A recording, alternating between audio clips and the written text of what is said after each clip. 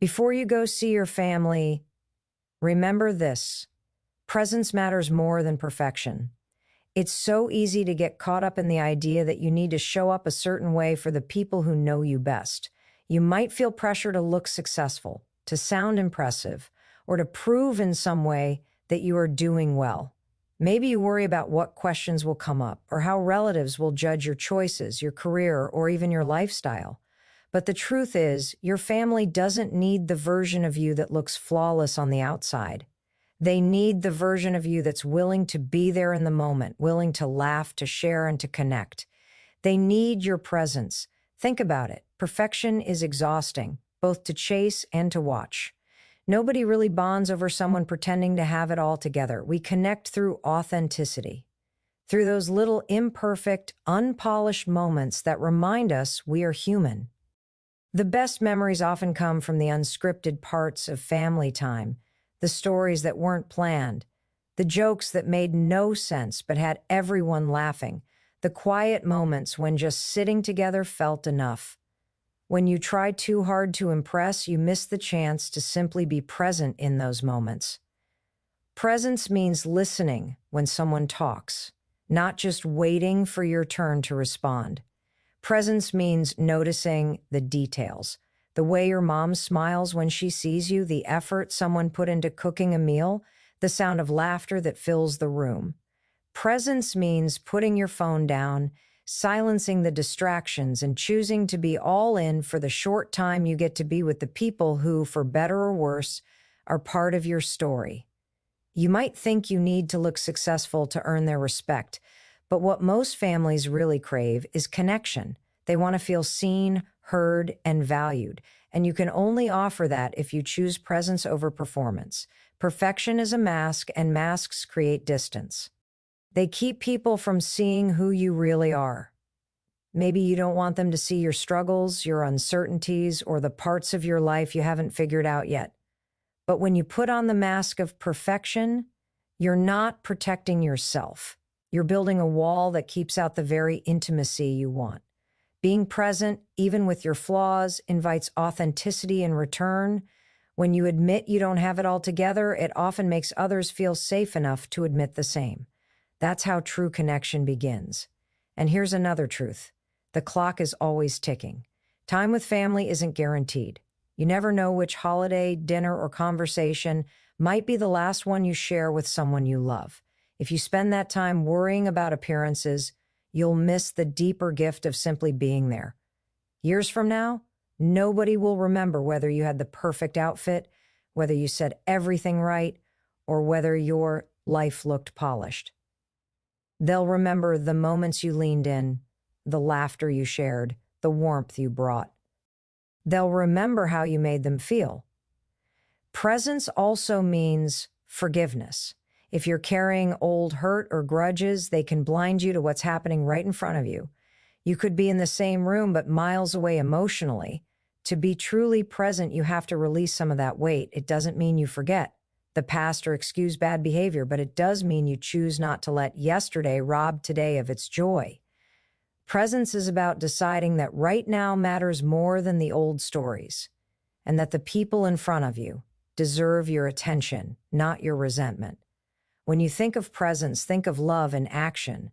Love isn't just a word we say, it's something we show through patience, kindness, and intentional focus. Love is choosing to stay calm when tensions rise. Love is offering a smile when someone seems distant. Love is reminding yourself, I don't need to prove anything. I just need to be here. So as you prepare to see your family, take a breath and remind yourself, you don't have to arrive perfect. You don't need to bring the highlight reel version of yourself. You don't have to have the right answers or the perfect responses. You just have to bring yourself fully, genuinely, and with a heart open to the moment. That's what matters. When you walk through the door, let go of performance and embrace presence. Hug with sincerity, listen with intention, laugh without holding back, and remember that showing up as you are is the greatest gift you can give, because at the end of the day, perfection is forgettable, but presence is unforgettable. And your family, in their own imperfect, messy, beautiful way will always value the gift of your presence more than the illusion of your perfection.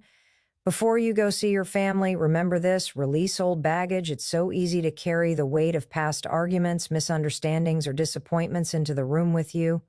You may not even notice it at first. Maybe it's the lingering memory of a harsh word that was spoken years ago, or the frustration of feeling misunderstood, or the hurt of expectations you could never meet. But when you carry all of that with you, it changes how you show up. It makes every interaction heavier, every word filtered through the lens of old pain.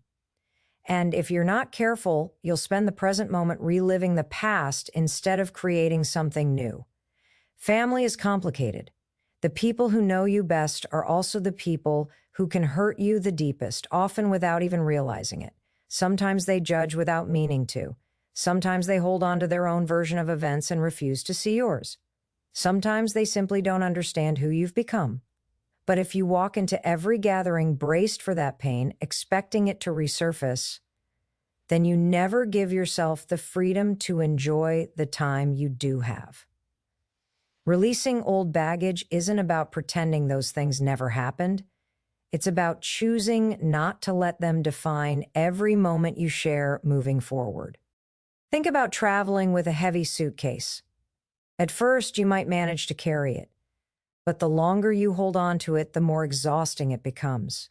Eventually, it slows you down and drains your energy. Emotional baggage works the same way. Carrying resentment, anger, or hurt makes it harder to move freely in relationships. You might sit at the dinner table, but your heart is still stuck in a conversation from 5 years ago. You might smile, but deep down you're guarded, waiting for someone to say something that proves your pain was justified. That's no way to live, and it's certainly no way to connect. Releasing old baggage is an act of freedom. It doesn't mean what happened was right. It doesn't mean you have to forget. And it doesn't mean you have to let people treat you poorly. It means you're choosing to stop letting the past control you. It means you're refusing to give your energy to grudges that only drain you. Sometimes forgiveness isn't about the other person at all. It's about giving yourself permission to stop carrying the weight. It's about saying, I want peace more than I want to be proven right. There will always be family members who test your patience. There may be some who still see you as the person you were years ago, refusing to accept that you've grown and changed. There might be unresolved conflicts that will never fully be fixed. But here's the power you have. You can decide not to drag all of that into every moment. You can decide to show up with fresh eyes and an open heart, even if others choose not to. You can decide that this gathering, this conversation, this hug is not going to be overshadowed by something that happened years ago. The truth is, everyone is carrying their own baggage. The person who hurt you may be carrying guilt or insecurity they've never admitted. The relative who judges you harshly may be projecting their own fears. The family member who never calls may be dealing with struggles you can't see. Holding on to your own anger only adds to the pile, but releasing it opens the possibility of compassion. You don't have to excuse behavior, but you can choose to see people as imperfect humans doing the best they can, just like you. And releasing old baggage doesn't always mean reconciliation.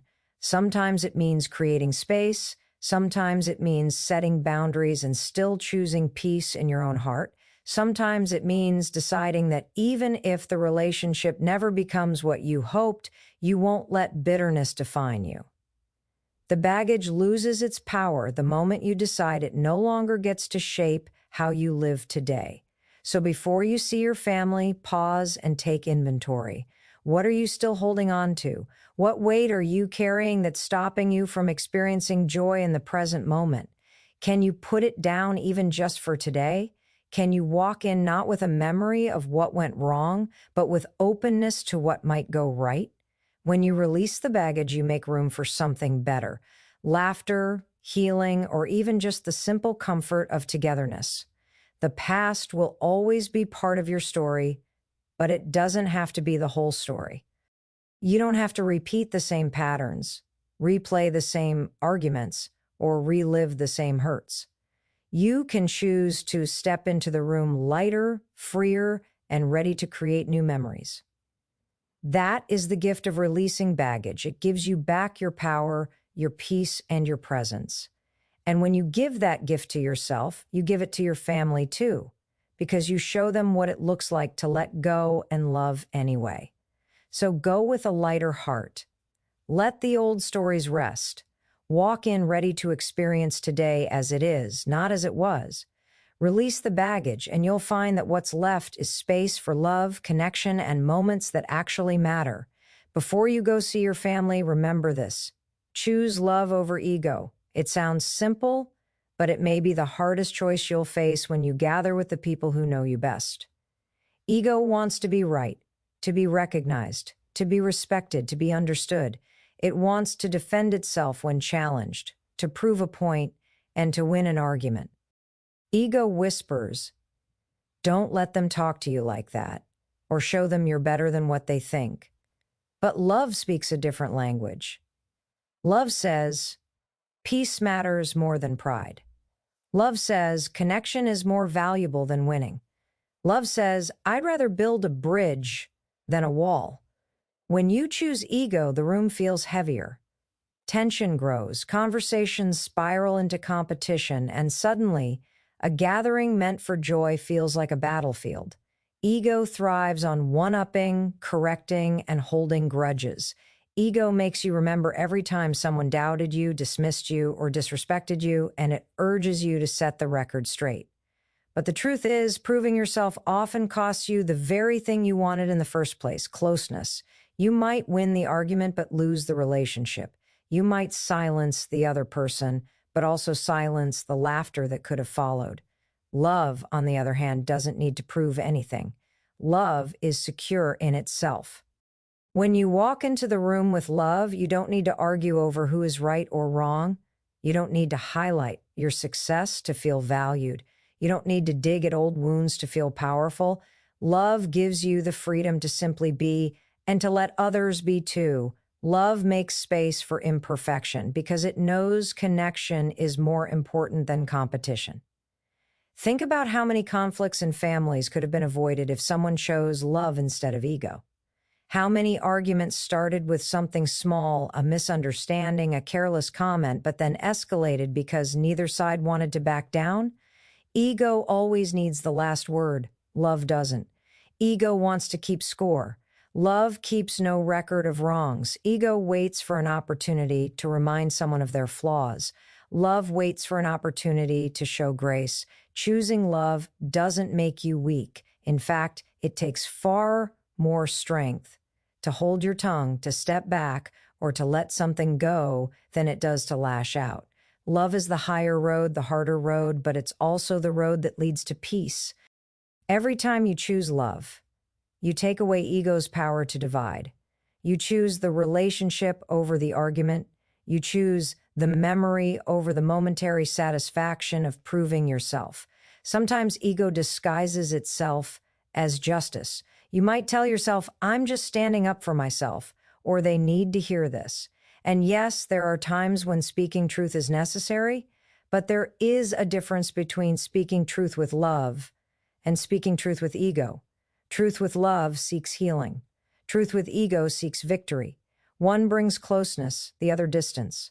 Before you respond to that relative who pushes your buttons, ask yourself, am I choosing this response because it comes from love or because my ego wants to win? That question alone can shift everything.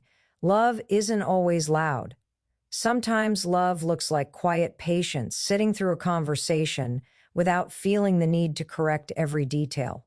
Sometimes love looks like changing the subject to protect the peace. Sometimes love looks like a smile when you could roll your eyes or a hug when you'd rather cross your arms. Sometimes love looks like silence, not because you agree, but because you know the moment isn't worth the battle. And love isn't blind. It doesn't mean ignoring harmful behavior or pretending everything is fine when it isn't. Choosing love might mean setting boundaries with gentleness. It might mean saying, I can't have this conversation right now, not out of anger, but out of care for both yourself and the relationship. Love doesn't avoid the truth, it delivers it differently. It speaks with a tone that invites rather than attacks. It remembers that the goal is connection, not conquest. Family gatherings are rare chances to share time that you'll never get back. Ego wants to waste that time keeping score. Love wants to spend that time creating memories. When you leave, you won't remember who won the debate. You'll remember the laughter around the table, the stories told, the comfort of being surrounded by people who share your roots. And when your family looks back, they won't remember your clever comebacks or your sharp words. They'll remember whether they felt loved when you were around. So before you walk into that room, take a deep breath and check your heart. Leave the ego at the door. Don't bring the need to prove, the need to win, or the need to control. Bring love, bring patience, bring kindness. Choose to see the best in others, even when it's hard. Choose to let go of words that sting instead of adding more fire. Choose to remember that life is short and relationships are fragile, and the time you get together is worth more than any argument. In the end, love always outlasts ego. Pride fades, arguments are forgotten, victories lose their shine. But love is remembered. Love is cherished. Love is what holds families together through the storms and the seasons. So choose it again and again, because love is the one choice you'll never regret. Before you go see your family, remember this: practice patience. Families, no matter how much love binds them together, are full of personalities, opinions, and quirks that don't always blend smoothly. Some relatives talk too much, others don't say enough. Some live in the past, repeating the same stories or arguments, while others challenge you with questions about your choices or your future. In these moments, patience becomes the most powerful tool you can carry. Without it, little irritations grow into big conflicts. With it, you find peace even in the imperfections. Patience isn't just about waiting quietly or keeping yourself from exploding when you feel annoyed. It's deeper than that.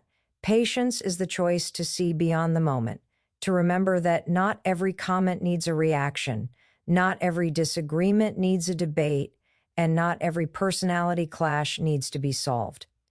Patience is the strength to pause before speaking, to take a breath before reacting, and to let go of the need to control everything and everyone. Family gatherings test patience more than almost anything else because familiarity lowers our guard. With friends or coworkers, we might hold back, but with family, it's easy to let every frustration show. A sibling makes a sarcastic remark, a parent offers unsolicited advice, an uncle brings up politics, and suddenly you feel the fire rising inside you. But that is exactly the moment when patience matters most. Patience doesn't mean you agree with what's said or that you suppress your feelings forever. It simply means you choose not to let temporary emotions ruin lasting relationships. Think about the power of a pause. When you take even a few seconds before reacting, you give yourself the chance to choose your response rather than being controlled by your anger or pride. That pause is where wisdom lives. It's where you remind yourself, this is my family. These are the people who've shared my journey, even if imperfectly. Is this comment worth the fight? Will it matter tomorrow? 9 times out of 10, the answer is no. And when you choose patience, you save yourself and others from unnecessary pain. Patience is also an act of humility. It recognizes that everyone has flaws, just as you do. The same way you wish others would be patient with your mistakes, your moods, or your shortcomings, you can extend that gift to them. That relative who keeps asking the same intrusive question may not realize how it comes across. That family member who brags may be covering up insecurity. That older generation who repeats the same story may simply want to feel heard and valued. Patience sees beyond the surface and chooses compassion over irritation. There's also patience with yourself. Sometimes the hardest person to be patient with at family gatherings is you. Maybe you get frustrated with how easily you fall back into old patterns or how quickly you lose your temper. Maybe you feel disappointed when the gathering doesn't go the way you hoped. Practicing patience means giving yourself grace too. You're human, and family is complicated. You won't always handle every situation perfectly, and that's okay. Patience allows you to reset without shame and keep showing up with love. Another part of patience is recognizing the bigger picture. Time with family is limited. No matter how long it feels in the moment, these gatherings are not endless.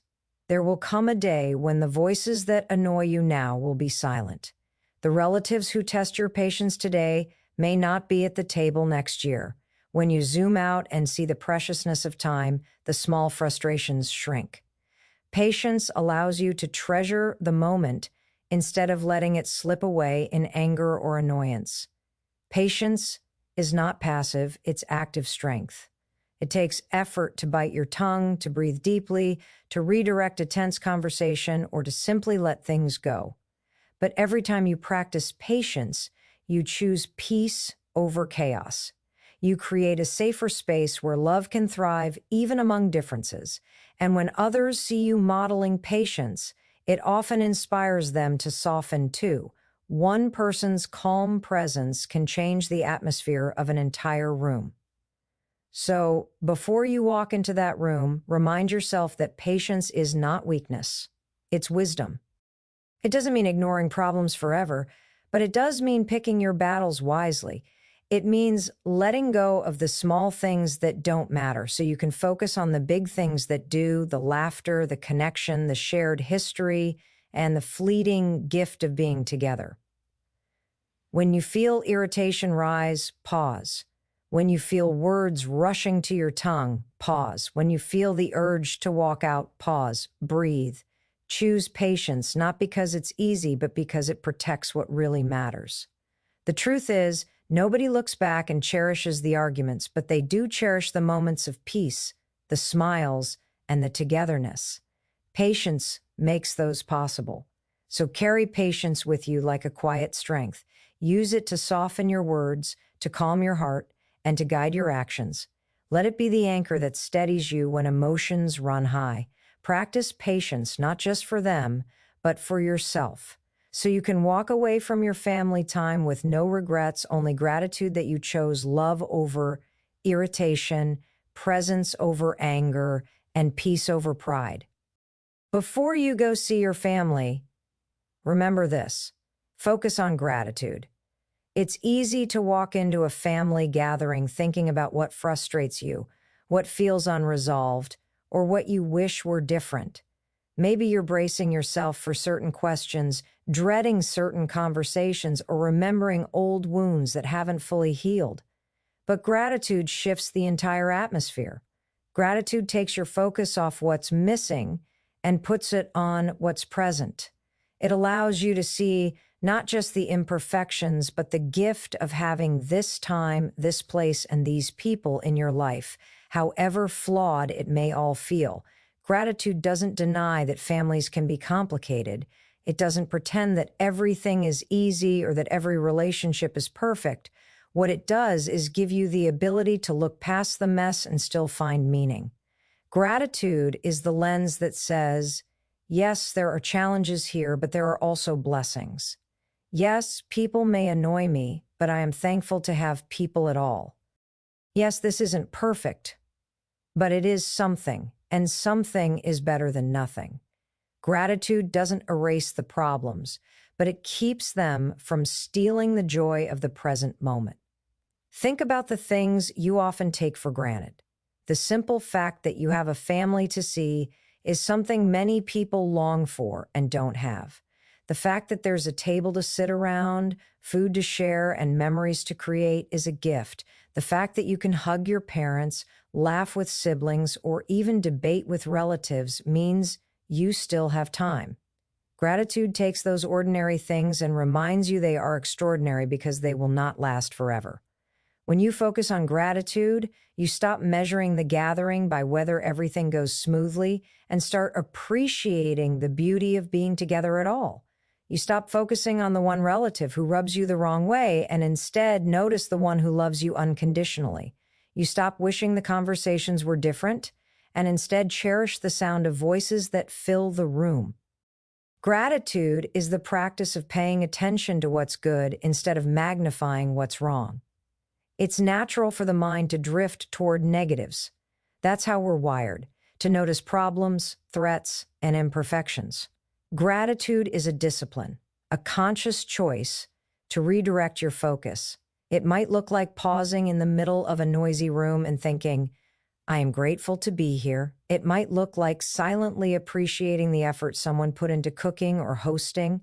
It might look like listening to a story you've already heard a dozen times and choosing to be thankful that the storyteller is still here to tell it again. Gratitude also softens your heart. It makes you more patient, more compassionate, and more forgiving. When you are thankful for someone, it becomes easier to overlook their flaws. When you appreciate what they bring into your life, even if it's imperfect, you stop expecting them to be more than they can be. Gratitude makes space for people to be human, which is exactly what they need and exactly what you need too. There's also gratitude for the small things, the moments that often go unnoticed but later become the memories you hold on to, the smile across the table, the smell of familiar food, the inside jokes that never get old, the kids running around with carefree joy, the warmth of sitting in a room filled with people who, in some way, are part of your story. Gratitude says, this may not be perfect, but it's enough, and I am thankful for it. It's worth remembering that gratitude isn't just about the big things we see. It's also about what we can't see. Gratitude for the sacrifices that were made long ago so that you could be where you are now. Gratitude for the ways family members have shown love that you may not have noticed or acknowledged. Gratitude for the lessons learned, even the hard ones, because they shaped who you are today. The truth is, gratitude changes not just how you see your family, but how your family experiences you. When you walk into the room with a grateful spirit, people feel it. Your presence becomes lighter, warmer, more open. Gratitude radiates. It softens your words, makes you slower to anger and quicker to smile. You set the tone, and sometimes your gratitude can be the spark that helps others remember their own reasons to be thankful too. Life moves quickly, and the people around the table today won't always be there tomorrow. That reality is not meant to make you sad, but to awaken your gratitude. One day you'll look back and realize that the things that annoyed you didn't matter, but the moments of connection did. Gratitude allows you to recognize the value of those moments while you still have them. It gives you the ability to walk away from your family gathering, not with a list of complaints, but with a heart full of thankfulness that you had the chance to share life together. So as you prepare to see your family, choose gratitude. Let it guide your eyes to notice the good. Let it soften your heart to appreciate the effort. Let it remind you that these ordinary moments are extraordinary simply because they are fleeting. Gratitude transforms the atmosphere within you and around you, turning what could be stressful into something sacred. Focus on gratitude, and you'll discover that no matter what else happens, you've already received something worth cherishing. Before you go see your family, remember this: create memories, not drama. Every gathering offers a choice. You can let small conflicts, old grudges, or clashing personalities turn the day into a storm.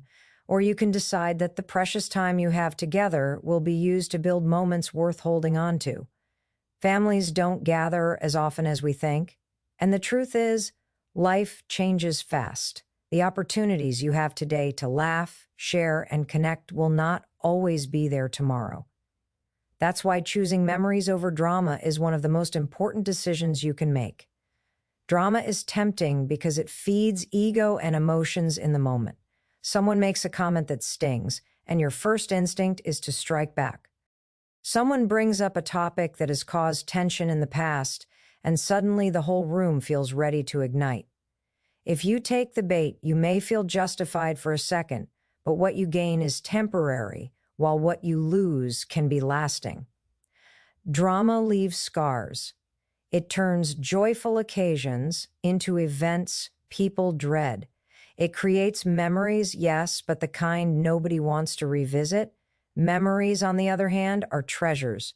They're the inside jokes that get repeated years later, the silly games played with children, the conversations that run late into the night, the photographs you look back on with a smile.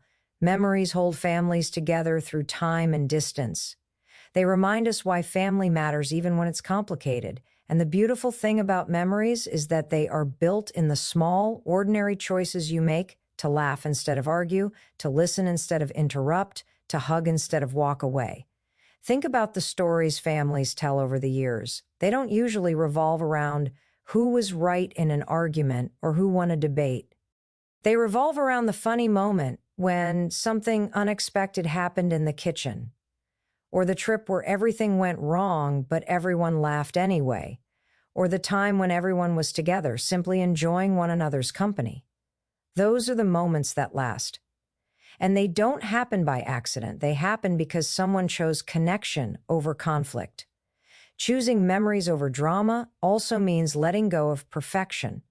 Sometimes gatherings don't go exactly as planned. Maybe the food isn't quite right, or people arrive late, or conversations feel a little awkward. But instead of turning those imperfections into fuel for frustration, you can turn them into stories. Years from now, no one will remember that the dessert was burned, but they might remember laughing about it together. No one will remember the minor inconveniences, but they will remember the warmth of being together. Drama magnifies flaws, memory-making transforms them into moments of joy.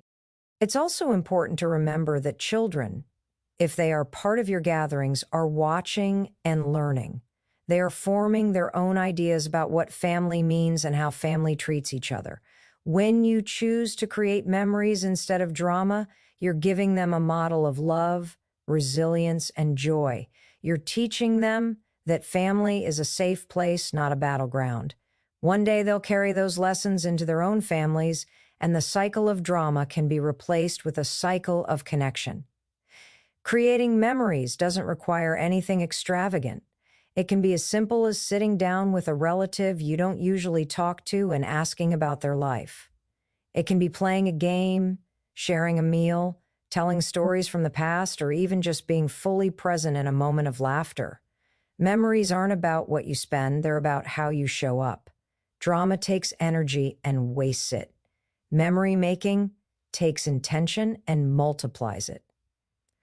Of course, avoiding drama doesn't mean avoiding all hard conversations forever. Families sometimes need to work through issues, but a family gathering is rarely the place for that. There's a time for deep discussions and a time for peace, and wisdom knows the difference. If something truly needs to be addressed, it can happen later, in a calmer setting, with the intention of resolution rather than escalation. When you choose not to bring those battles into family time, you protect the sacredness of the moment. As you prepare to walk through that door, remind yourself that you are a creator of atmosphere. Your presence has power. You can shift the tone of a room with your attitude, your words, and your choices. Will you be the one who stirs up drama, or will you be the one who creates memories? Will people walk away drained from conflict, or will they leave smiling because of the moments you helped shape? Every choice you make contributes to the story your family will one day tell. Life is short, and people are fragile. None of us knows how many more chances we'll have to gather around the same table. Don't waste those chances on drama that won't matter in the long run. Choose instead to make the kind of memories you'll be grateful for. Laugh a little louder, hug a little longer, take the picture, tell the story, listen with your whole heart. Let those moments fill the room instead of arguments or grudges. Because one day, when the seats around the table start to empty, what you'll hold on to won't be the conflicts. You won't cherish the debates, the sarcastic remarks, or the victories of pride. You'll cherish the moments of love, the connections made, and the memories that live on long after. So go into your family gathering with that in mind. Create memories, not drama. Fill the room with love, and you'll walk away with treasures no conflict could ever replace.